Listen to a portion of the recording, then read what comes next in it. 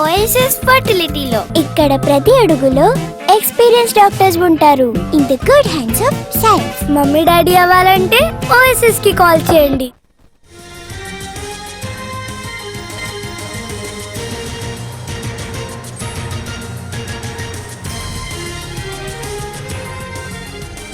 నూట 40 ఏళ్ల చరిత్ర కలిగిన కాంగ్రెస్ సొంత కార్యాలయం ఏర్పాటు చేసుకోవడానికి సుదీర్ఘ సమయం పట్టిందన్నారు సీఎం రేవంత్ రెడ్డి.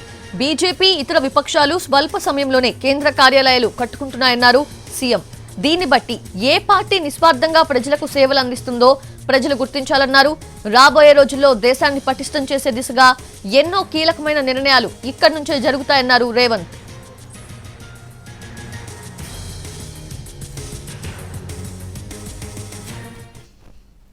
దళితులు, గిరిజనులు, ఆదివాసీలు, బలహీన వర్గాలు, మైనారిటీలను అందరి సంక్షేమం కోసం, అభివృద్ధి కోసం పాటుపడుతున్న కాంగ్రెస్ పార్టీ 140 సంవత్సరాల తర్వాత సొంత కార్యాలయాన్ని నిర్మించుకున్నది.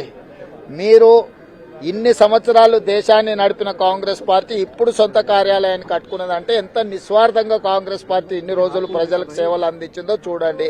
నిన్నగాక మొన్న వచ్చిన ప్రాంతీయ పార్టీలు కావచ్చు, లేకపోతే భారతీయ జనతా పార్టీ కావచ్చు, 140 సంవత్సరాలు ఉన్న కాంగ్రెస్ పార్టీ ఆర్థిక స్థితిగతులు, 40 సంవత్సరాల సీనియారిటీ ఉన్న భారతీయ జనతా పార్టీ యొక్క ఆర్థిక స్థితిగతులు ఏ విధంగా ఉన్నాయో చూడండి.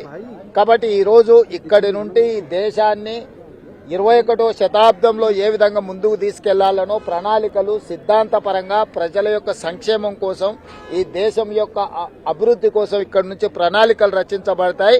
రాబోయే రోజుల్లో పేద ప్రజలకందరికీ కూడా ఇక్కడి నుంచి దశ దిశ నిర్ధారించడమే కాకుండా దేశాన్ని ముందుకు నడిపించడంలో ప్రపంచంలోనే ఒక మేటి దేశంగా భారతదేశాన్ని తీర్చిదిద్దడానికి కాంగ్రెస్ పార్టీ ఇక్కడి నుంచి విధి విధానాలను నిర్ణయించడం జరుగుతుంది.